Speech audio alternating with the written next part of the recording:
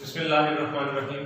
Students, ninth maths का lecture number 3 है। आज रिव्यू एक्सरसाइज 10 हम कर रहे थे और उसके कुछ क्वेश्चंस रह गए हैं जो आज हम इंशाल्लाह कंप्लीट करेंगे।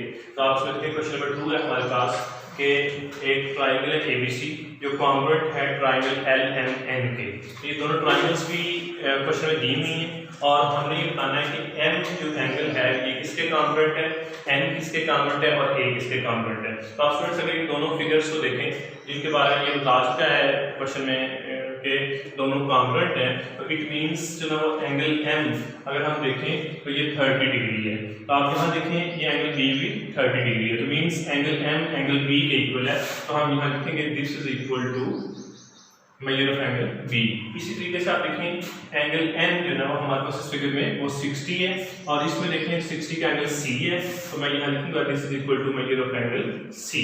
इसी तरीके से आप देखें एंगल ए जो है हमारे पास यहाँ 90 है, तो इसके कॉरेस्पॉन्डिंग एंगल है वो एल है जो कि 90 का है, तो इट मींस हम यहाँ लिखेंगे this is equal to measure of angle L. तो ये हमारा क्वेश्चन नंबर 2 जो है हमने सॉल्व किया। उसके बाद आप नेक्स्ट क्वेश्चन देखें।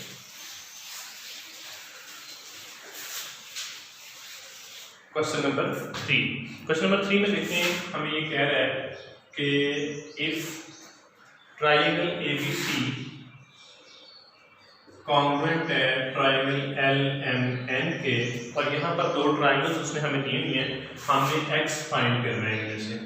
आप देखें हमारे पास ये एक ट्राइंगल है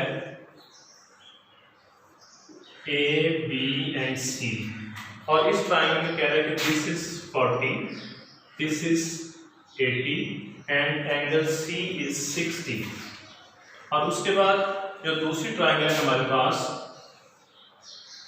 यूं, इसमें है हमारे पास एंगल एल जो है दिस इज 80 डिग्री, सॉरी ये 40 है, और एंगल एम जो है हमारे पास ये 80 है, और एन जो है ना दिस इज एक्स, ये हमने एक्स फाइंड आउट करना है इसमें। आप देखिए स्टूडेंट्स, अगर हम इसको इन दोनों ट्राइंगल्स को आपस में कॉरेस्पॉन्डिंग लेते हैं तो m जो है 80 है और इधर से भी 80 है, ये दोनों एंगल्स आपस में इक्वल है। इसी तरीके से आप देखें एंगल a जो है that is equal to angle l, दोनों 40 की हैं, और रह जाएगा हमारे पास c और n। It means angle n जो है वो एंगल c के इक्वल होगा। तो यहाँ से हम लिखेंगे measure of angle n will be congruent to measure of angle c।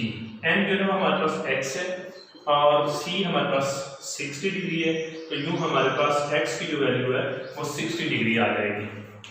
Question number 3 ये आपने सिंपल सा देखा, सॉल्व कर लिया हमने। उसके बाद हम क्वेश्चन नंबर 4 की तरफ आते हैं।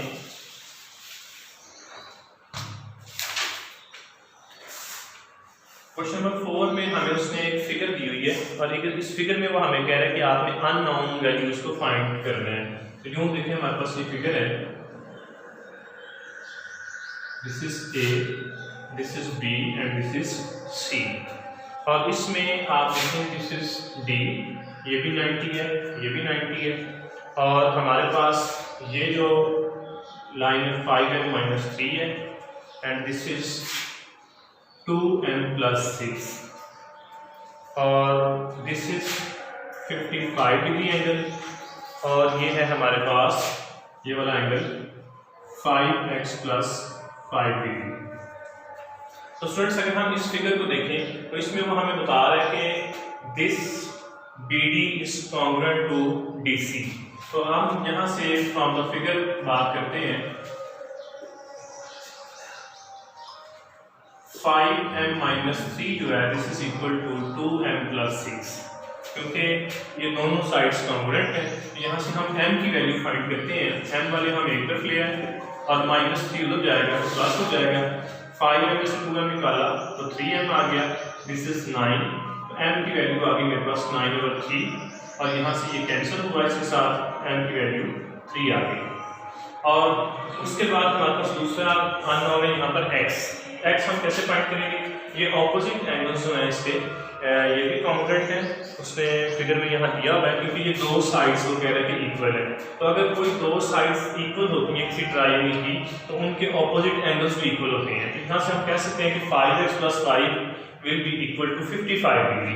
तो आप यहाँ लिखेंगे 5x + 5 will be equal to 55 degree. यहाँ से 5 प्लस हो रहा है तो उधर जाके माइनस हो जाएगा, तो 55 माइनस 5, तो 5x मेरे पास आ गया 50 और x की वैल्यू मैंने फाइंड करनी है, तो ये 5 उधर जाके डिवाइड हो जाएगा, तो यूं x की वैल्यू आ जाएगी 10 डिग्री। तो ये मेरे पास दोनों अननोन्स मैंने फाइंड कर लिए। उसके बाद लास्ट वन क्वेश्चन है इसका, क्वेश्चन नंबर 5, इसको आप देखें।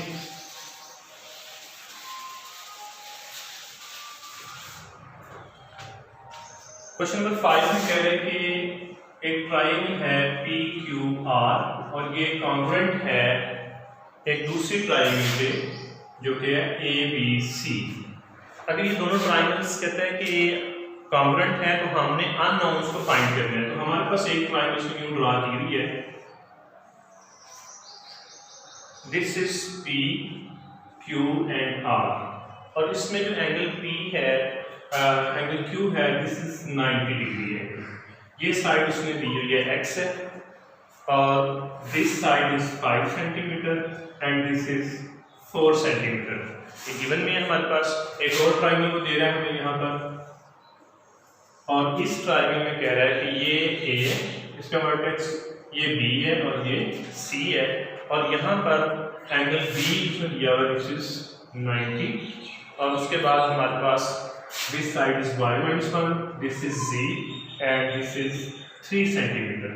तो स्टूडेंट्स इसको इन दोनों फिगर्स को अगर आप देखें तो यहाँ पर ये 90 का एंगल है B और यहाँ पर ये 90 का एंगल है, तो इट मींस 90 के सामने वाली जो साइड है दिस इज हाइपोटेन्यूस और यहाँ भी 90 के सामने क्या है हाइपोटेन्यूस। इट मींस 90 के सामने वाली साइड्स आपस में कोरेस्पोंड कर रही है। हम कहेंगे y-1 will be equal to 5 centimetre. तो यहाँ से हम लिखेंगे y-1 इज इक्वल टू 5, तो y आ जाएगा मेरे पास 5 + 1 और y की वैल्यू आ गई 6 सेंटीमीटर। तो ये स्टूडेंट्स हमारे पास y आ गया। उसके बाद आप बाकी फिगर्स को अगर देखें तो ये स्मॉलर साइड्स है दोनों, इट मींस QP इक्वल होगा AB के। तो यहाँ से हम कह सकते हैं कि x जो है वो 3 के इक्वल है, तो यहाँ से मैंने इसको डायरेक्ट लिख दिया x इज 3 सेंटीमीटर। और इस तरीके से जो लास्ट वन बचेगी हमारे पास, तो यहाँ पर ये BC है और इधर से जो लास्ट वन बचेगी वो 4, ये QR है, इट मींस G किसके इक्वल होगा 4 सेंटीमीटर के, क्योंकि BC जो है वो QR के इक्वल है। मैं यहाँ से कह दूँगा C इक्वल टू 4 सेंटीमीटर। तो स्टूडेंट्स इस तरह हमने हमारा यूनिट नंबर 10 आज कंप्लीट हो गया है। होपफुल आपको इसकी समझ आ गई होगी। इसके अंदर कुछ डेफिनेशंस भी हैं जो मैंने आपको पहले बता चुका हूँ, वो आपने कवर अप कर लेनी है। इतना ही, ओके।